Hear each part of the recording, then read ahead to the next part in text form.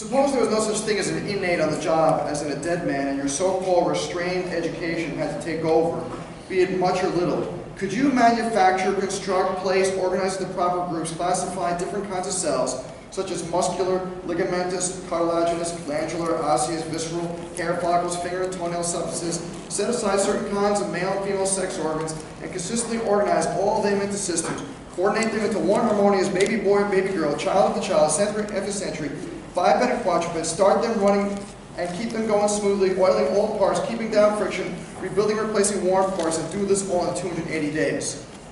If your vast education could not construct one tissue cell or direct its function, how could your education construct 400 trillion of them and direct all functions simultaneously, which course through them continuously? All of this, educated man frankly admits he cannot do until some parts or parts get sick, and then everything is reversed. Now, suddenly, the doctor is a great magician. He can bring healthy rabbits out of a sterile silk hat, plaster conglomerate things on the outside, rub something on the skin, inject multiple concoctions in buttocks, take endless kinds of pills in the mouth, apply any one of 1,000 stimulative or inhibitor treatments to body, and presto changeo, external changes, internal sickness to health, from abnormal to normal, all because of what he did. If you educationally can do none of these things, why blow up and brag about your massive egotistic education and play it down as insignificant the innate intelligence that's inside your body? If innate does all these things to perfection it does, why should infinitesimal education coax, cajole, wheedle, flatter, suggest, urge, whip, delude, deceive, go, stimulate, inhibit, or command innate to do what it does, where it does, when it does, how it does, why it does, when education is admittedly incapable? So why do we do what we do? Because there's little kids that come into our practices, and those little kids are in desperate need of our help. And I've been doing this now for 25 years, and as Fred Barge was fond of saying, he said one cause, one cure. I like saying one cause, one correction. Honestly, after 25 years of being in practice, I don't think that there's 10,000 different things you have to do. There's really one thing you got to do. There's one thing you got to do. There's one thing you got to find, and one thing you got to do. You got to find subluxations, you got to fix subluxations. That's your job. It's really simple. It's really simple. And like everybody's been saying today, we've been going to ICPA, we've been going to different chiropractic schools. A lot of us have been going all over the place, and most people don't even get the basic thing of what a subluxation is. But you guys do, right? You guys get what a subluxation is. It is so easy to explain this once you get it. Because it's in your heart, and we have no other choice. We have no other choice than to fix these things. What else? Why would you want to do this rub-a-dub-dub on someone? Right? How is this going to fix their subluxation? How is 10 zeros going to fix subluxation? How is all this stuff going to fix subluxation? There's only one way to fix subluxation, and that's to adjust it. That's it. Now you can manipulate, right? There's plenty of people who will manipulate, who can crack, you can crack. Do you think this is an adjustment? Right? That's not an adjustment. That's just a movement. Anybody can do this. You can teach anybody to do this. Your kids can do this. Our son did this when he was in kindergarten. He was doing this to his friends. Right? That's not an adjustment. That's just manipulation. We have to fine-tune ourselves. The goal of a student is to fine-tune yourselves. So like Brian said before, we have to become a master. When we graduate, you guys need to become masters. Because there's going to be kids coming to your office who are going to need you. There's going to be kids coming to this office who are going to need you. I'm going to skip a bit because I'm running out of time. There's kids who are going to need you, and you better know the stuff. So that when they're in front of you, it's not like, I don't know what to do right now. Right? You got to know. You got to be on top of this. Right? You got to be practicing your adjustments. You got to be practicing what you got to say. You got to know this. This has got to be something that's going to pour out of you so that when the time comes, you know exactly what to do. She comes into my office. You can see her on the left-hand side with a massive head tilt. Remember Dr. Castellucci was talking about that? That massive head tilt. This girl was so subluxated, taught her college, couldn't nurse. This was the mom's 4th baby. She was having all kinds of problems. They did this lip tie and tongue tie thing because the doctor said, oh, the reason she's not nursing is because that's lip tie and tongue tie. That was just a little bit of the problem. The big problem is what? She's subluxated, man. But luckily, the pediatrician knew that something wasn't right and said, you should take her, get her to a chiropractor. So she came to see us. And in a few weeks' time, this girl is nursing normally. She's not crying anymore. And the biggest issue that they were having with Esme is that she was failure to thrive. And if you haven't had my 10th core class yet, failure to thrive means that she's not gaining enough weight. They were really concerned. They were thinking about putting her back in the hospital because she was not gaining enough weight. But the mom was saying, I'm going to nurse, I'm not going to give her formula. And she was really tough, but very strong believer in nursing and making sure that's all that kid was going to get. So she was doing everything she possibly could. And the doctors were trying to convince her to give up. You know, stop this. Give her formula. You're not producing enough milk. There's a big problem. We don't know what it is. And all she needed was an adjustment. All she needed was an adjustment. And adjustments were simple. Like Dr. Castellucci was showing you. Like we'll show you in, like Dr. Kramer will show you in 9th quarter, and I'll show you to take the electives. This stuff is simple. It's not hard. We just have to have the confidence to do it. We need the confidence to do it, to show these people that this is what your kid needs. They need no interference. If they think that's no kid, look at her now. This is her a few days ago. Look at the difference from that to this. Now, besides the fact that she's older. But she's not like this, right? Because she got adjusted. And her life changed. Her mom was saying, my nipples are bleeding because she was chewing on my nipples instead of being able to nurse because she was so afraid. She would sit there and she would cry and cry and cry on her mom's breast. And she could maybe get a little bit on one breast and a little bit more on another breast. But that's not the way it's supposed to be. But we have the answer to this, right? We have the answer to this. Julian comes into my office about 1.5 years ago. This was I couldn't find the older picture of him. I'm so mad. But this was him last year at Halloween. Julian had a head that was as flat as this piece of paper. Back of his head over here. This flat. And the mom did not want to put a helmet on.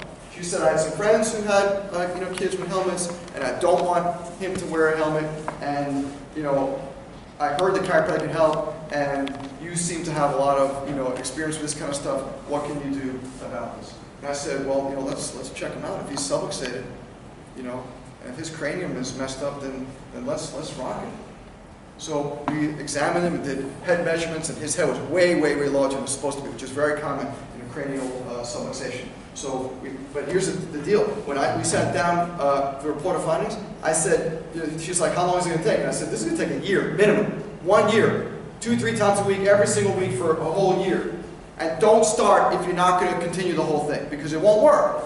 I don't want you going out there and telling people that, Dr. Rubin messed up and it didn't work, and he said it was going to. If you don't believe, if you're not going to do it the way we asked it, then don't even bother. So we started adjusting, doing all the cranial work that I'll teach you guys in the electives. And amazing, this kid's head is rounded and round. But it took a year. It took a year, just like we said. Because this is the power, right? This is the power. They didn't need a helmet. Because, will a helmet make the child's head rounder? Yeah, it will. It'll make the head rounder, but is that the problem? Is the problem the problem is flathead syndrome? No, the problem is not flathead syndrome. The problem is that the cranium is messed up, it's not working right. The problem isn't that it's flat like this. Who cares if it's flat?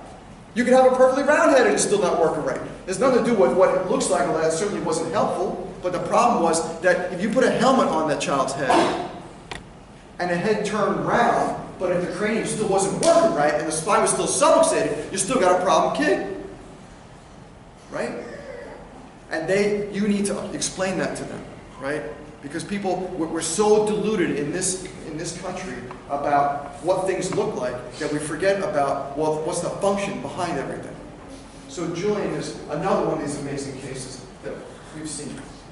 Ella, just saw her yesterday. This is beautiful Ella. Look at those eyes. Are they not the most piercing eyes? So I see her, this is about 2 years ago when I first started seeing her. And what used to happen with Ella is that anytime, from the age of a year on, anytime she would fall down, which is a lot when you're little, she would have a seizure and pass out. Anytime. So she wouldn't have a seizure any other time, like just walking like this, she'd be totally fine. But if she was playing with her brother, who would roughhouse or whatever, she'd fall down, she'd black out. And right before she came to see us, it was on Thanksgiving Day, or somewhere very close to Thanksgiving Day, she blacked out and stopped breathing. So the dad actually had to perform CPR on her. So at that point, they had been fed up with the pediatricians saying we don't know what's wrong, that they brought her to Children's Hospital, they'd MRIs, CAT scans, all this kind of stuff, and they're like, we don't know what's wrong. She doesn't have a seizure disorder, we can't figure out, we don't know what's going on. So they found us, and they said, we're saying we don't know what to do with her because we won't let her play outside. We won't let her go on swings. We won't let her play on slides. She can't play any sports at school. She just goes home. She goes to school, comes home, doesn't play in the playground, doesn't play with her friends. She's like really sad. What can you do about this? So we took an X-ray of her neck, and her neck was reversed. She had a reverse curve. And she had a horrible C-section delivery where she was stuck in utero, and they had to take a forceps to pull out a baby and use in a C-section, which is unusual. That's how badly stuck she was. So we started adjusting her, and then after a couple of weeks go by, the mom said, I forgot to tell you this, but she also has a reading problem. She doesn't read very well. So can you help with that? So we said, absolutely. So we tested her eyes, and it's totally amazing. They had brought her, before they came to see us, they had brought her to all kinds of doctors, and even went to Emory to try to figure this out, what was her reading problem, because nobody could diagnose it. And it was $600 at Emory University doctor where they're putting all these things on her eyes like this, and this, can you see E, C, B, all these kind of things. And she's able to see all that. She had 20/20 vision, like we don't know what's wrong. And I did something really simple. I put my hand under her chin like this, and I go, let me track. Can you track here? Can you track here? And her eyes are going, doing, doing, doing. What's that called? Nystagmus. Like, totally. I said, come here, Mom, watch this. And she's doing, doing, doing. I said, can you read if your eyes did that? No. She said, how come? What? How come nobody else did that? Well, I don't know. She said, how come I spent $600 on some fancy schmancy, pediatric ophthalmologist guy at Emory, and he didn't do that? I don't know. He put on all kinds of machines, ain't that great, right? So we started adjusting her, and since the day we adjusted her, she's never had another fainting, blacking out problem. And her reading is back, she's, at her normal level now. Unbelievable. This is why, you want to know why you're doing what you're doing? This is why. Right? This is why you're doing what you're doing. And now, my favorite story. This is Wayne.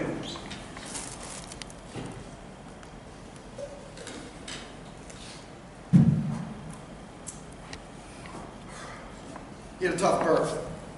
Meconium, blah, blah, blah. Aspirated the meconium. Didn't breathe for the first 5-10 minutes. Blew. Stayed in the NICU for 6 weeks. All kinds of drugs, having seizures, But the parents were staunch advocates of natural. So they were on top of this kid all the time, and they said, the moment he doesn't need a certain drug, we want him off it. So he was on 16 different drugs in the beginning, and they weaned them off. After 6 weeks, with their persistence and their diligence, not just saying yes sir, yes sir, yes sir, with their diligence, he got off all drugs. And another week in the hospital, and then they came home. But before they came home, on the way from the hospital, because we've been talking back and forth about this, on the way back home, they came to our office. And the big problem with him was that they said not only that he has some kind of a brain infarct because of all this stuff that had happened, and he was going to have cerebral palsy for his whole life. So the best you can hope for is that he'll be a child in a wheelchair his whhole life. You know those big wheelchairs you see the people in like this, that have the support like this and be drooling? And so that's the best you can hope for. And the most likely thing, though, is he probably isn't going to make it past a year or so. So just bring him home and see what happens. But they brought him to our office, and we did an examination and did all kinds of reflexes, and it was amazing. I'd never seen anything like this before. This child had no reflexes. Nothing. I don't know how many of you guys have gone through some of that stuff yet, but no rooting, no Palmer, no Babinski, nothing. Zero reflexes, including light reflex. Shining a flashlight to his eyes like this, and his eyes did not blink. So I was like, whoa, this is crazy bad, to myself. And she shoos her other kids out of the room, and she says, he can't see either, can he? I said, I don't want to go that far that he can't see, but there's certain something wrong in his eyes. So she's crying, and I'm hugging her, and she said, what do I do? And I said, well, certainly we're going to adjust him. I said, but there's another thing you got to do, and that is you got to talk to my buddy up in Boston, who is associated with this place, and this doctor, Dr. Glenn Doleman, who unfortunately passed away recently. He wrote this book called What to Do About Your Brain as a Child. You all need to read this. This is like required reading if you're going to be a pediatric chiropractor. Required reading if you're going to be a pediatric. You got to read this book. And Glenn Doleman runs the Institutes for Advancement of Human Potential in Philadelphia. The Institutes for Advancement of Human Potential, Philadelphia. So they took Wynn to the institutes after talking to my friend in Boston, and at the institute they spent a week there with Wynn, educating the parents, educating the other kids, and teaching everything that they need to do with Wynn for the next couple of years. They gave him a care plan. And I'm not talking about like typical kid with cerebral palsy. How often do you think they go to a physical therapist, an occupational therapist, and that kind of stuff? How often? Like once a week, right? Once a week for physical therapy, maybe once a week to occupational therapist, once a week to speech therapist. You get 3 times a week, so maybe 3-4 hours a week, and that's about it.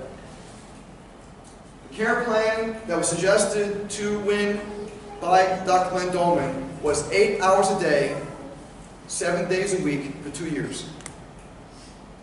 8 hours a day, 7 days a week for 2 years. The mom quit her job to take care of this kid.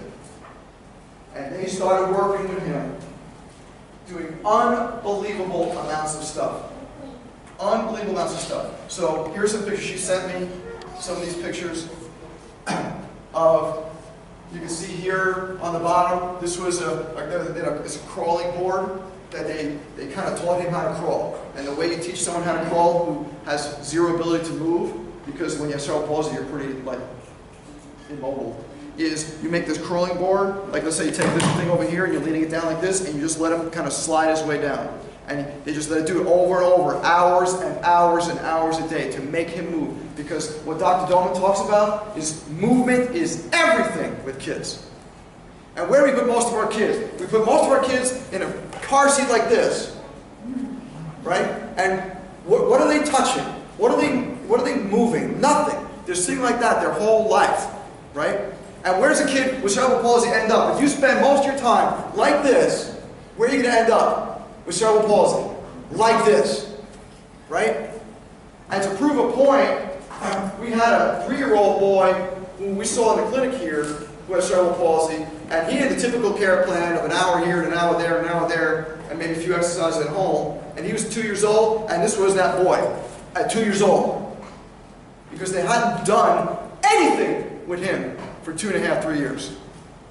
But they worked with this kid. They worked and worked and worked. See, they put him in this thing, they put him in a swing all the time. You see his head was really weak. Back then, he couldn't hold his head up. And as he gets a little bit older, you see on the top left over here, they made him feel things, constantly feel things. He put his hands in pasta and in marbles and in leaves and in rice and constantly getting sensory input, and doing all kinds of swinging stuff. See over here, they're swinging him, vestibular work, making him swing and swing, having him and his brother and sister play him in the leaves and throw leaves on top of him, make him, get himself out, constantly doing all kinds of work. And this is all laid out by Glenn Doleman during for his work. And there was his dad holding him up when he was a bit older and making him do brachiation. Brachiation is using your hands, because you gotta learn how to use your hands. But you can't learn how to do this first, right? You gotta learn to hold, grasp. He didn't even have a palm or grasp in the beginning. They had to make him learn how to grasp first, then how to grasp and let go. There's a whole system on how to do this. It's in the book if you want to read all about it. So this is him when he was doing that. He's much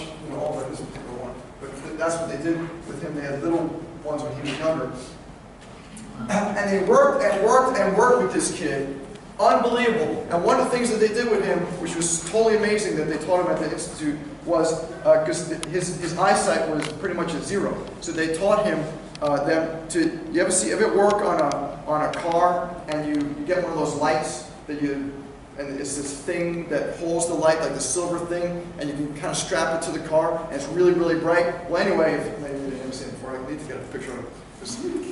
Well, you know, in my generation, we worked on our cars. You know, now we open up the hood and it's just like, I wouldn't know what it was to touch. Well, anyway, so they got this thing and they would take him into a dark room and take this 100-watt light like this into a completely dark windowless room like this and turn on the light. Poof! As bright, 100 watts right here in front of his face, and turn it off, and turn it on, and turn it off, and turn it on, and turn it off. And do that 10 times a day.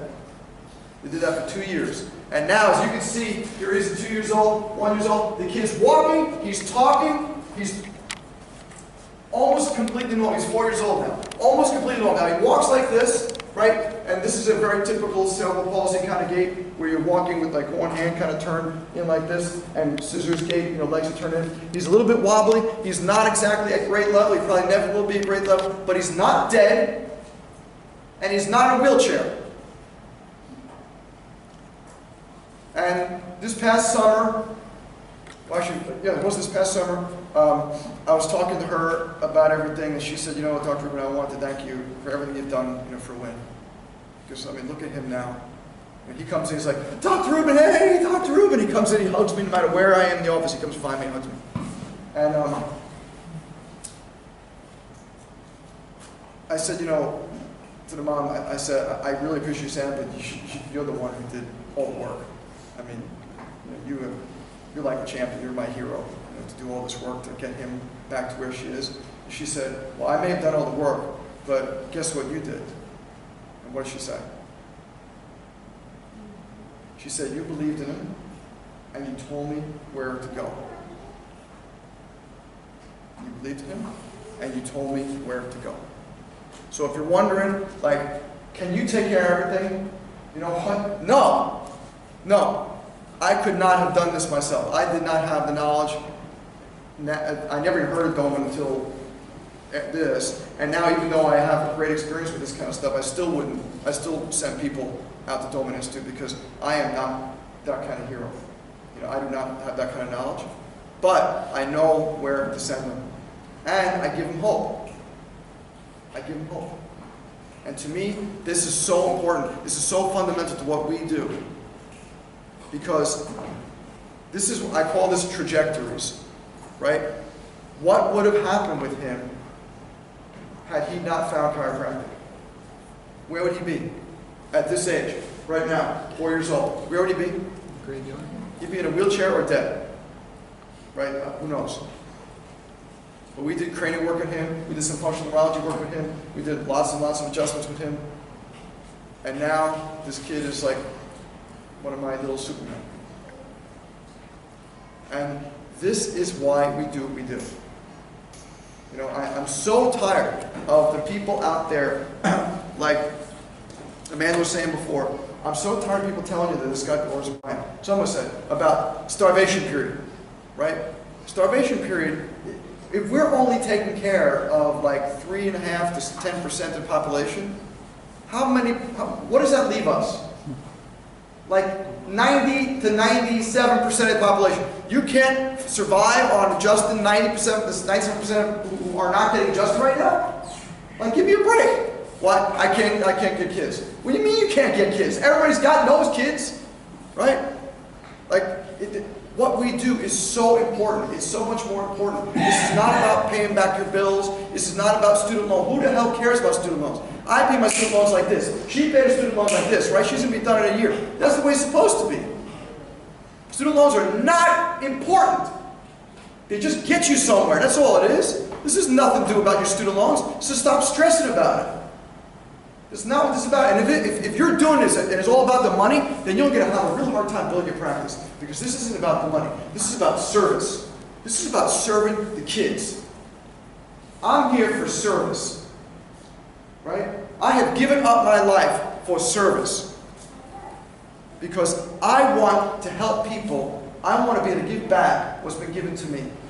Right? We have this amazing gift. You and I have all been given this amazing gift, Caleb. We've been given this amazing gift. And that's the gift to serve. And we can serve something that nobody else can serve. Right? We have this unbelievable gift. And if you don't serve this gift, then that's a crime. That's a crime against humanity. if you know something this big and this beautiful and you don't give it away, then that's a crime. And I don't mean give it away for free, right? Like everyone's been saying, there's got to be some kind of exchange. But we got to give this away, you know? And here's the key, and Jane mentioned this before, out of a sense of abundance with no expectations of return. I don't do it thinking this person is going to be worth this much and this person will be worth this much. I don't sit there with a tally and a computer and a calculator in the back of my head. I could care less. I'm uninterested. All I want to do is serve. And I know the more I serve, what's going to happen? The more I receive. Right? Dr. C used to always say that.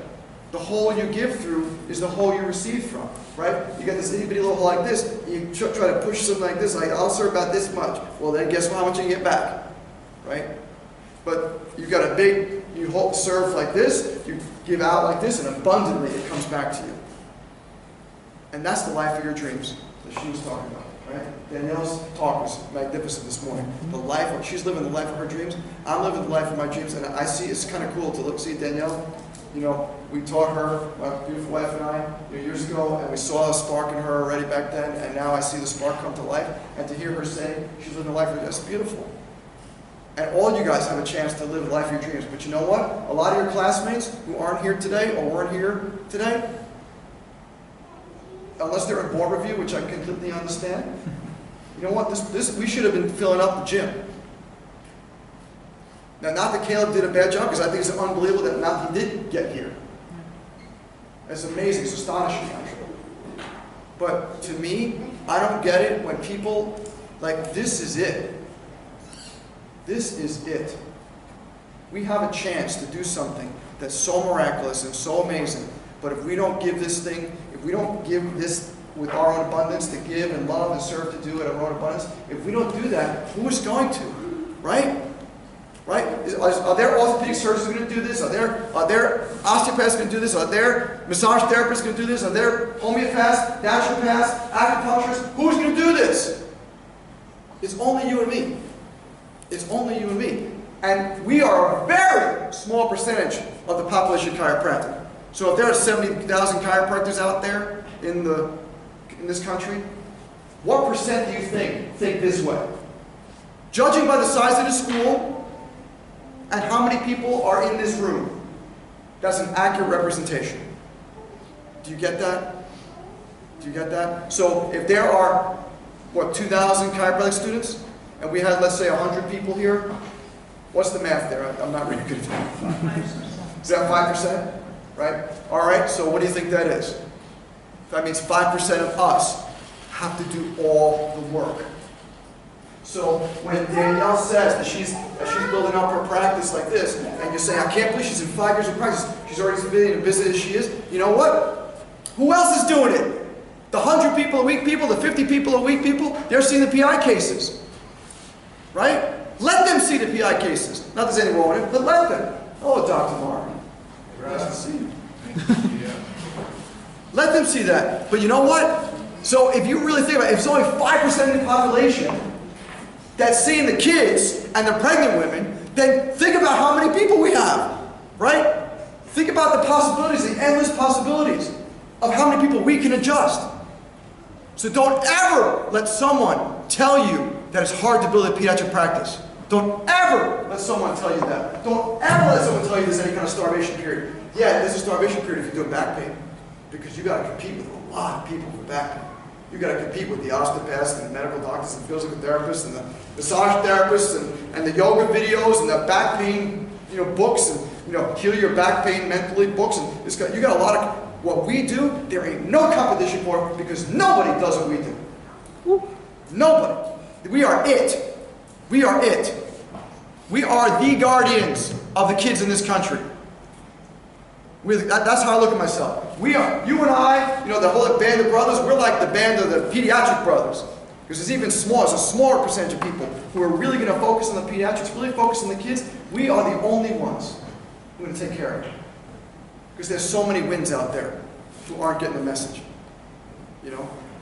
I pass by, we're driving down 285, and I know to the right behind 285 is Hospital Row. You got Northside and St. John's and CHOA, Scottish Rite. You have 3 massive hospitals. But why aren't there chiropractors in those hospitals? I don't know. I don't know. I don't get it. And matter of fact, why did it even need 3 hospitals? Right? Now, not to say that you wouldn't need a hospital, because people are going to fall down and break their necks, right? People are going to break their arms. People are going to have heart attacks. Okay, that's a great place to be for a hospital. But do you think that the hundreds and thousands and millions of dollars that are spent every year in a hospital would be different if everybody, the whole planet, got adjusted? Right? That's the whole point. That's the whole point. Why do we do what we do is because at some point in time, there's got to be an understanding that's reached by chiropractic, and then from us to the people to explain what we do. Because to me, this is like an urgent thing. This Obamacare is a joke. All the Obamacare is doing is talking about who's paying for the stuff that isn't working. Right? So you already have a system that's not working, and let's see who's going to really pay for it, and have more people insured for people who's getting sick anyway. What about keeping them healthy? What about making them healthy and keeping them healthy? Right? And why do you think they want drugs in our profession? Why? To keep them sick. To keep them sick and to make us this. Right? Puppets. Right? Like, I'll be a little marionette, and because once you get drugs in our field, then it'll just be like the medical doctors right now. Medical doctors right now, they're being told what to prescribe, when to prescribe it, how to prescribe it. They're being told by the drug companies. I'm not a puppet. Right? I'm not a marionette. I'm uninterested. I want what's best for the people. And sometimes it's hard to tell people. Sometimes they don't understand, and that's okay. But they understood, right? This family understood. And this family understood. And this family understood. And this family understood. And I can show you hundreds and hundreds and hundreds and hundreds of pictures of the kids in my practice whose parents understood. And it's our job to get out there and make them understand. And it's our job, it's your job right now to become the best pediatric chiropractors you can be. Some of you guys have a year, some of you guys have less than a year, some of you guys have a couple of years. Well, hone your skills, man. Sharpen that saw. Become the best, right? It's not something you wait until you get out of school to decide you want to do. If you're in here now and you're sold on the mission, then hone yourself. And come to seminars like Caleb's putting on. Come to ICPA stuff. You know, come to the family wellness seminar where the ICPA is putting on. November 13th through 16th of this year. I know it's boards, Part 4 boards, so I'm sorry if you guys who are doing Part 4 boards, sorry about that. But it's going to be in Washington, D.C. We got amazing speakers there. You know, Bruce Lipton's going to be there, Barbara Fisher's going to be there. Greg Braden's going to be there. So a lot of people who are not chiropractors but are very big chiropractic supporters will be there. I have this flyer right here. Anybody who's interested, I'm going to leave him over here. If you're interested, this just kind of gives you information. And I will let you know that I just spoke to Dr. Jeannie Ohm, who's the president and chairman of the ICPA. The student price is $129, which is a lot less than the normal price. It's going to go up after August 31st, so if you're interested, I suggest you make reservations now for this. Also, we're looking for volunteers, like Dr. Castellucci said. We're looking for volunteers for that summit.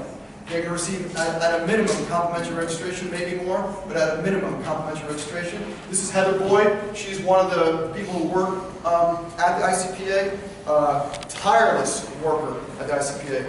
Please contact her if you're interested in volunteering for this, because we need help right now. I also would love to see a lot of you guys go up there as a group. So if you guys, as faculty advisor to the ICPA Family Wellness Club, I would love to see you guys, you know, get a whole organization of you guys and somehow fly up, drive up, take a van or bus or whatever you guys do to get yourselves up there, because we need the support and you need to be there. You need to be there. Chiropractic needs some warriors. Right? We've lost a bunch of warriors in the last couple of years. right? I've been in this practice now 25 years. We've lost some of our major warriors. Dr. Sid, Dr. Sigafus a few weeks ago, Dr. Santo a few years ago, Reggie Gold, right? 4 of our top warriors, 4 of the pioneers, the people who made chiropractic what it is. They're not here anymore. Who is going to step up to the plate to be that next warrior, right? I'm hoping it's going to be some of you. I'm hoping it's going to be people like Caleb. If you can do this now, and what quarter are you in, Caleb? 8, 9. 8, 9 quarter. He can do it now. Imagine what he can do when he's in practice, right? Imagine with the magnetic energy he drew you guys in here. Imagine what he can do then. That's the kind of warriors we're looking for. We're looking for people to step up to the plate. It's time right now, right? Just to dedicate yourself. And yeah, I know you got a lot of stuff. You got your Oskies, you got boards, you got McCoy, you got Fox. I understand you got all kinds of stuff to juggle around. But you're not here only to pass boards. You're not here just to pass Oskies, right? That's a stepping stone. What you're here for is to take care of the kids. Right? That's what you guys are here for. You know, when I'm talking to a regular classroom, I don't know what they're here for. But you guys, you wouldn't be here unless you want to take care of kids, right? So I'm asking you, I'm enlisting you to join the ICPA, to join the Family Wellness Club, to get involved, to become a leader, right? Step out of your comfort zone. I know it's scary to talk in front of people, right? My first talk, I'm going to show you what my first talk looked like. This was my first talk. This is 9th grade in 1977. I was like, because my teacher made me get up in front of the class and start talking, and then he made me join the debate and speech team. He made me do that. But that was a great thing that he made me do, because he worked with me and worked with me and worked with me, and he saw something in me that I did not see in me. Dr. Fleischacker did, my history teacher. He saw something in me, and he inspired me, and I would not be in front of you if it wasn't for him. So he kind of trained me into becoming that kind of warrior. So I'm asking you right now, if you're in this classroom right now, then you need to be a warrior. So whatever your fear, whatever fear you have, face it. If you don't like talking in front of people, public speaking makes you afraid, then join an 8 Enterprises and start talking in front of people. Right? I'm serious. You know, if you're afraid of adjusting, then start joining some different clubs like Gonstead or Activator or Thompson or whatever other clubs that you want to join. You're afraid of working with special needs kids? Then volunteer at Special Olympics. You're afraid of working with an elderly population? Then go to a nursing home and volunteer your time there. Whatever you're afraid of, face it now. Face it now. What are you afraid of? And face it now. Because there's no other time. There's no other time but now. Because when you graduate, and now you got loans to pay, and bills, and mortgage, and staff, and all this other stuff, it'll be really hard to take that time to face those fears. But now you got time. Now you got time. Face your fears. Push past it. Do whatever you got to do to become the best chiropractor you can be. That's the chance you have right now at Life University, is to become the best chiropractor you can be. So I'll leave you with this. This is me at Halloween. I was Iron Man a couple years ago. Every year we have a great Halloween party in our office. And we all dress up. Me and the interns, we usually have 4 or 5 interns on at a time. So me and the interns and the staff, we all dress up, and we have one of my patients makes this spread of unbelievable food, so that's outrageously delicious and all gluten-free. And we have another one of my patients who's a baker who bakes gluten-free, dairy-free stuff for everybody. And we have the local businesses. We get all local businesses involved, and they donate all kinds of freebie things to hand to everybody in the practice. So, you know, pens and pencils and calendars and magnets and anything. So just give me whatever. I don't care what the heck it is. State Farm and, you know, the dentist and everybody. Just give me something I can hand it out. So I want to promote your business. And we're going to see like a gazillion people that day. I want to promote your business, and everybody's going to get something in their little goodie bag from your. So give me some stuff. And everybody's like, fine. So Lois gives us like you know, Frisbees, and we got all kinds of stuff to give away. and is a great time. And it's just a great community service because once again, we're giving back, right? Giving, the whole idea, this whole thing is about giving. What can you give? You know, Dr. C used to say, can you outgive the giver? That's your goal. Outgive the giver. Give as much as you can and then some. Because what else can you do? What else are you here for? Right? We're on a mission. Right? Remember Blues Brothers? Have you seen the movie Blues Brothers? Oh my God, I'm getting so old. I'm getting so old. Anyway, there's a great line in Blues Brothers, and John Belushi says, I'm on a mission from God. Or was it Dan Aykroyd? One of those guys said that. I'm on a mission from God. And that's how I feel. I'm on a mission from God. I'm on a mission. And my mission is to serve the people and serve the kids. Right? I want to serve the kids. I want to touch as many kids as I can every single day. I want to touch those pregnant bellies. I want to,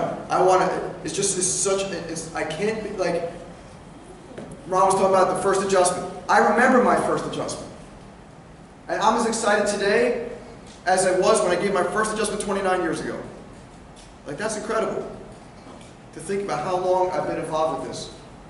Right? But I sat in your seats here at Life University, although back then it was Life Chiropractic College. I sat in it wasn't in this beautiful place, that's for sure. Sliding walls up in Annex A is where we were. I can't believe it. I can't believe. And right now, this is it. This is it, guys. Right? Today, you crossed that line. There's a line over here, and you crossed the line. Whether you wanted to or not, whether you expected to or not, you just say, I just paid 20 bucks. That's all I did, is just pay 20 bucks. No, you crossed the line. You crossed the line, and now you've crossed the line like this, and I got you, right? I got you. You are now mine. And if you're mine, that means that you are into pediatrics. So I'm going to expect you all to become the pediatric warriors that we need out there because there's so few of us. There's so few of us out there doing what we need you to do and what the world needs us to do for them, right? The world is waiting for us. The world is waiting for you. You know, it's not, oh my God, am I going to pay my student loans? Am I going to get patients? The world is waiting for you to come to whatever town it is you end up in. They're waiting for you right now. They're waiting for you. And I'll tell you, they're waiting. They're actually waiting. They're saying, I don't know when she's ready, but whenever she's ready, I'm ready. And you're going to show up in that town, and all of a sudden, they're going to end up in your office because they need you. And you don't even know them yet, but they need you. So, if anybody has any questions or comments about anything, this is all my information, my email address, my phone number, my website. Please, I am here for you. I'm here to serve the students. I'm here to serve our families. I'm here to serve the babies, the pregnant women. I'm here to serve everybody because I feel that the more I give, the more I receive, and it's a beautiful blessing to be involved with chiropractic, and I thank you for your attention. Woo!